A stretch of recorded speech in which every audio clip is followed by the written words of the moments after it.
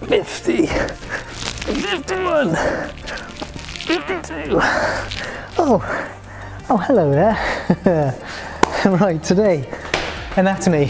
What should we talk about today? I know, let's talk about the abdominal wall, right, between back and stuff.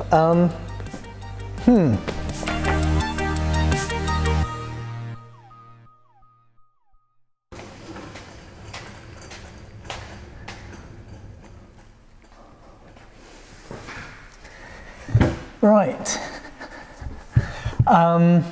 What I really want to talk about is the inguinal canal, because it's something that students often get caught up on. But to talk about the inguinal canal, do you know where the inguinal canal is? Inguinal, groin area, right? So we're down here, you know about the inguinal ligament, right? Anyway, my point is, I want to talk about the inguinal canal, but to talk about the inguinal canal, first of all, I have to cover a whole bunch of other structures here, right? So we'll talk about a whole bunch of other structures, and then we'll talk about how those structures form the inguinal canal, all right? Good.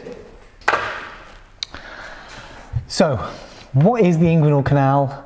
Why do we care about the inguinal canal? What goes through the inguinal canal? It's a canal, stuff's going to go through it. And what forms, did I say what forms the inguinal canal? What forms the inguinal canal?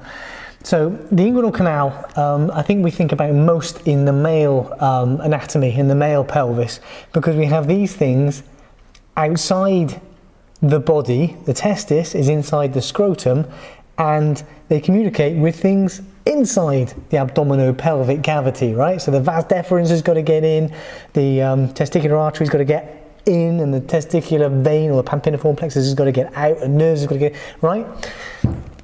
And the scrotum is an outpouching of the anterior abdominal wall. So if you look at the scrotum, it's got lots of layers. It's got skin, it's got muscle, it's got fascia, it's got all those layers, and those layers mimic the layers of the anterior abdominal wall, and the reason is because it's an outpouching, right? And the testes, both sets of gonads, in the male and the female, they start to develop in the abdomen, and then they descend to their final positions. The ovaries obviously don't have to travel quite so far, they just travel into the pelvis, whereas the testes have to travel further. They have to travel out through the abdominal wall and down here. So they take a covering of those layers with them, and this is the spermatic cord. So the spermatic cord is going through the inguinal canal. In the female pelvis, well, there's an embryological structure which I've probably mentioned before. It's a great word. It's the gubernaculum, and the gubernaculum, from I think the Greek word meaning rudder, the gubernaculum guides the descent of the gonads to their final positions, which means that the other end is anchored to what are initially the labioscrotal swellings, which become the labia in the female and the scrotum in the male. So the gubernaculum guides the descent of the gonads, so it pulls the testes all the way into the scrotum, which then forms. It only pulls the ovaries so far, but it means that the gubernaculum still exists in the adult, and it's the round ligament. So the round ligament of the uterus also passes out through the inguinal canal and to the labia outside the pelvis. So the inguinal canal is larger in the male because of the spermatic cord passing through it and all the things in the spermatic cord, but it does also exist in the female anatomy, and it has the round ligament passing through it. This means that it's more susceptible to injury in the male than the female, but the anatomy is similar. Right then, where do we find the inguinal canal? Now, you know about the inguinal ligament. So inguinal comes from the Latin word inguine, meaning groin. The inguinal ligament we keep talking about, it comes up when we're talking about the femur, when we're talking about the hip, when we're talking about the femoral artery, when we're talking about the femoral triangle. So the inguinal ligament runs between the anterior superior iliac spine at the end of the iliac crest, right? This is the pelvis here. You can palpate this. It runs from the anterior superior iliac spine down to the pubis, the bony pubis down here. And the inguinal ligament is then the boundary between this abdominal wall and the thigh. Where does the inguinal ligament come from? Why does it exist? So the inguinal ligament marks the location of the inguinal canal, and the inguinal canal appears, it starts about halfway along the inguinal ligament, which is also where we see the femoral artery and vein passing deep to the inguinal ligament, and then it runs across here medially. Alright, here's your pelvis, here's the inguinal ligament, this is the ilium, the iliac crest, the anterior superior iliac spine, this bony part here is the pubis, and up here is the pubic tubercle. See that lumpy bit? So the inguinal ligament then is running between the pubic tubercle and the anterior superior iliac spine.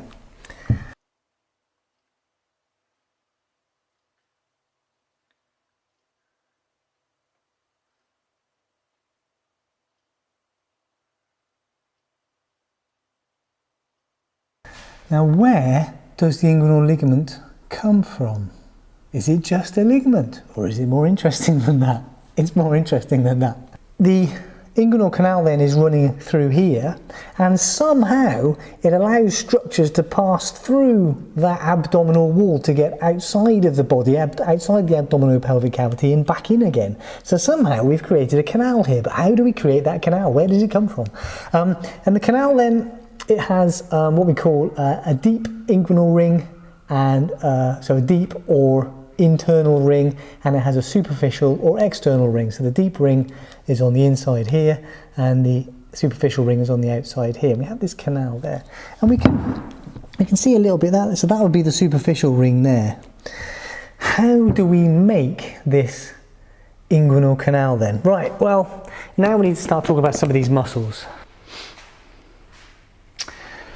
So as I was doing my sit-ups, you know, I would have been working this muscle here. This is the six-pack, isn't it? This is rectus abdominis. And now rectus abdominis is split in the midline by this linea alba. And this linea alba is a string of connective tissue running between the xiphoid process here and the pubic symphysis down here. The pubic symphysis there. And we have three other muscles that we're interested in. So when you're doing your twists and your side crunches and that sort of thing, you're also, oh look, we can see different layers of muscles on different sides. So can you see how we've got these fibres running in this direction here, what we tend to call hands in pockets direction. And this is the external layer of muscles. This is the external oblique muscles. This is a flat sheet of muscle forming part of the lateral and anterior abdominal wall. Now if I'm really skinny, you can, which I don't think I am at the moment, but you can see the slips of muscle appearing when I rotate, right? Right, so anyway, down there somewhere. So the external oblique muscle passes from ribs 5 to 12 down towards, look, there's the iliac crest down here and down to that pubic tubercle. So the iliac crest and the pubic tubercle, and here's a clue, look what's in between the iliac crest and the pubic tubercle. I wonder if the external oblique muscle has anything to do with the inguinal ligament. And then it also runs to the linea alba. So that's the outermost layer of muscle fibres, and they're running in that direction. Now look, if we take away the external oblique muscle, we see these fibres here, look, these are running in the opposite direction, like this.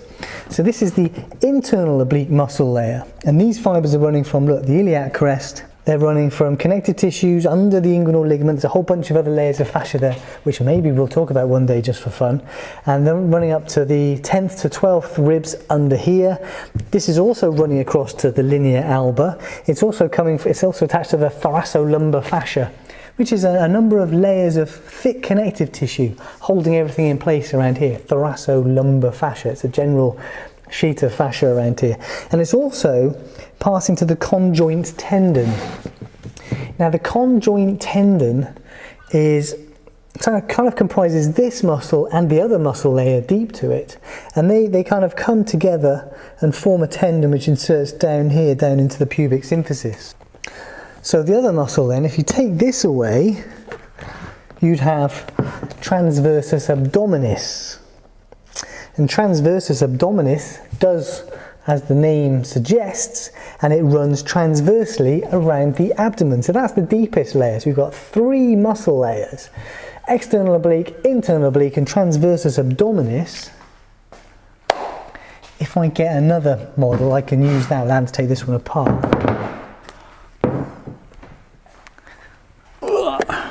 This one's not so heavy.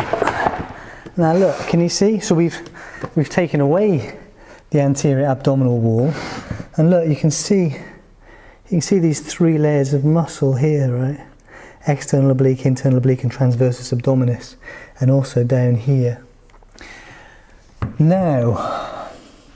It's interesting actually, because we've got these three layers of muscle in the abdominal wall, and they mirror the three layers of muscle that we see up in the thorax with the intercostal muscles, right? We've got external, internal, and innermost intercostal muscle layers. Cool, huh? We are segmented animals. We are built to a pattern. Now the other interesting thing is, which you can kind of see here, is that these are flat sheets of muscle, which are forming, you know, their main job is to hold everything in place, right? But these are three sheets of muscle, and then as they run around the abdomen, as they run around anteriorly, they change, they become aponeuroses. Do you remember an aponeurosis? When aponeurosis is normally, say, a long muscle will give a long tendon, and that'll insert into a bone, so that's your tendon. And aponeurosis is where a flat muscle becomes a flat sheet of tendon. That's an aponeurosis. So we have these. And this is what we're seeing here, right, in white, is that we're seeing the external and internal oblique muscles and transversus abdominis. They're ending as muscles and becoming tendinous aponeurosis and passing over and under rectus abdominis and inserting into the linea alba. So we've got layers of muscle working together, fibres running in different directions, holding the abdominal contents in place. So that's a pretty tough wall. How do we get structures through that wall and out into the scrotum? So the functions of these muscles then are, as I was doing when I was led down, it's, you know, it's lateral flexion of the trunk and rotation of the trunk and flexion of the trunk and those things. So when we were talking about the muscles at the back and I was talking about those movements of the vertebral column, these guys are doing most of the work. The little muscles are doing much more proprioceptive stuff, right? Okay, so we've got these lovely layers of muscle. They can also raise intrathoracic and intra-abdominal pressure and that sort of thing. And we'll come back to that in a moment. So, you know, when you're lifting something heavy, and you hold your breath and so you're kind of, you're forming this pressure bag which supports your lumbar and everything else when you're lifting something heavy. So these guys are really important. It's important you keep them strong and balanced with your back. Let's add another layer to our three layers of muscle. So think inside the abdomen here, all of this is covered by peritoneum, right? Because the contents of the abdominal cavity are generally within the greater sac. So there's a layer of peritoneum over here, and then we have maybe a bit more fascia and stuff, but then we have our three layers of muscle over the top. So we might call the layer of connective tissue that we're interested in today, between the peritoneum and between transversus abdominis, we could call it the transversalis fascia, or the transverse fascia. It gets called both. So we've got our transversalis fascia, we've got three layers of muscle, we've got good strong abdominal wall keeping all of our GI tract inside. So how on earth, this is today's question, how on earth do we get the ductus deferens and the blood vessels and stuff out to the testis and the scrotum? Well, you can go, you're done. So you've probably been reading your textbook and you've read that the inguinal canal has got a floor made out of these things, and it's got a roof made out of these things, and it's got a wall, an anterior wall made out of those things, and a posterior wall made out of those things, and you're struggling to work out what the heck's going on in your head. It's actually very, very simple. Right, we've got our three layers of muscle, right? Now, what happens with those three layers of muscle to form this canal? It must be incredibly complicated, right? Well, as the external oblique muscle runs down, and as I was hinting at, attaches to the iliac crest and attaches to the pubic tubercle, well, what happens when it gets down here is that this muscle can't just join to the bone all the way along here, because then it would close off so that the sheets of muscle and bone would then close off this from the femur. And we know that's not going to work because we need to send a femoral artery and a femoral vein and a femoral nerve and all sorts of other goodies down into the lower limb, right? So the lower limb works. So if we cut that off, if we just take our external oblique muscle and stick it to the bone, no good. We've got this little hole here for the obturator nerve, but it's not going to work. So what happens is that, I'm just going to get one sheet of paper. This is external oblique. As the external oblique muscle gets down to the iliac crest and the pubic tubercle, it just loops around a little bit, right? It just whoop, forms a little bit of a curve, and that's where the inguinal ligament comes from. So the inguinal ligament is the aponeurosis, the flat tendinous sheet of the external oblique muscle as it's attaching to the bony points, curling around. And look, as it curls around, at the bottom there, that's it. You've got your canal, haven't you? External oblique muscle comes down, attaches, and loops around, and that's your canal. That there, this here, that's your superficial inguinal ring. We haven't completely made our canal yet, right? We've only made part of it. But all we need really to finish it off is this is the transversalis fascia, right? So that's covering the peritoneum and lining the cavity. And then this comes down. So that's it. You've got your pink transversalis fascia, you've got your green external oblique muscle, the external oblique muscle curls around, and that's it. You've made a canal. All right, does that make sense? So that's really all the inguinal canal is, right? You've got layers of muscle and fascia, and the external oblique muscle, it needs to attach down here, but it needs to leave a gap so that vessels and nerves can get into the lower limb, and it does that by its aponeurosis attaching and stretching itself across these bony points and attaching as the inguinal ligament, and it curls around. And by doing that, you get a partial canal, and the rest of the canal is basically made by the transversalis fascia. All the other muscles, the internal oblique and transversus abdominis, they're also aponeurotic. Their tendons are also attaching around here, but they're just making a gap, really, for the superficial ring to open through. The other muscles attach here, and you might read about this making this part of this wall and this making this part of the roof, and that's it. But the point, that's not the point. The basic concept is external oblique, whoop, curls around. You've got your transversalis fascia and your external oblique curling around, and they meet, and that's the inguinal canal. Okay then, here's our spermatic cord passing through the inguinal canal. Does this mean then that there must be a hole in our transversalis fascia for that to work?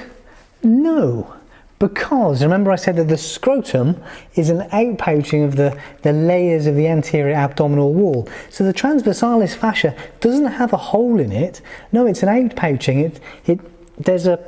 It's lining the inguinal canal, right? And that layer is passing through the inguinal canal out towards the scrotum. So there isn't a hole. There is a hole here. There isn't really a hole. There is a hole, but there isn't a hole. The transversalis fascia doesn't end as a hole. It's an outpouching like the rest of the scrotum. Cool, huh? So yes, there is a weakness at the deep inguinal ring, but anything that goes through that weakness is going to go through the inguinal canal and potentially into the scrotum. But don't forget that this inguinal canal then is formed by that layer of muscle, that external oblique muscle, and there are other muscles attaching to this region, which means that we're talking about hernias now, right? When you're most likely to herniate, when you're most likely to pass abdominal content, say a loop of bowel through a weakness, that's when your abdomen's under high pressure. Now, because the inguinal canal is covered with these aponeuroses and muscles, that means that when you increase your abdominal pressure, it's these muscles that are contracting. right? The layers of muscles of the external abdominal wall. So as they contract, they're closing the inguinal canal. So they're protecting the inguinal canal from hernia. How clever is that? Isn't that neat? So normally, nothing should pass into the inguinal canal that's not already there, that's not supposed to be there. The spermatic cord or the round ligament of the uterus, something like that. However, of course, we do see herniations here, don't we? So we see, this would be an inguinal hernia, where essentially the inguinal region here is affected. And we have a direct inguinal hernia and an indirect inguinal hernia. So an indirect inguinal hernia is when something, say a loop of small bowel, passes into the deep inguinal ring and starts to pass through the inguinal canal. And if it keeps going, it could end up within the scrotum. This is bad because the bowel can get twisted, volvulus, it can become ischemic, its blood supply can get cut off and all sorts of things. If that happens, massive pain, really, really bad stuff, you know. So herniation of the bowel is uncool. But a direct inguinal hernia then, that's a weakness in this region, but it's not a weakness of the inguinal canal. It's going to be a weakness of the wall itself. So a weakness in the transversalis fascia or something similar, allowing a direct protrusion of bowel through the wall itself, not through the inguinal canal. So an indirect inguinal hernia passes into the inguinal canal, so it's got to pass through the deep ring to do that. A direct inguinal hernia passes directly through the abdominal wall. Forget about the inguinal canal, right? Okay, cool. And of course, a femoral hernia goes under the gap there underneath the inguinal ring. I'm not going to list all the structures that form the walls and the roof and of the inguinal canal because the textbooks labour that, and it's good. It's, you know, it's good, accurate stuff. But I don't think it helps with the important concept of whoop, whoop, what the inguinal canal is. External oblique. All right. I hope that was helpful. I hope I explained it clearly. It's a challenging one, the inguinal canal. It's a challenging one. While the muscles of the abdominal wall are not too challenging, that bit, how they form the inguinal canal is. But don't go into too much detail, just whoop, and you're good. All right, cool.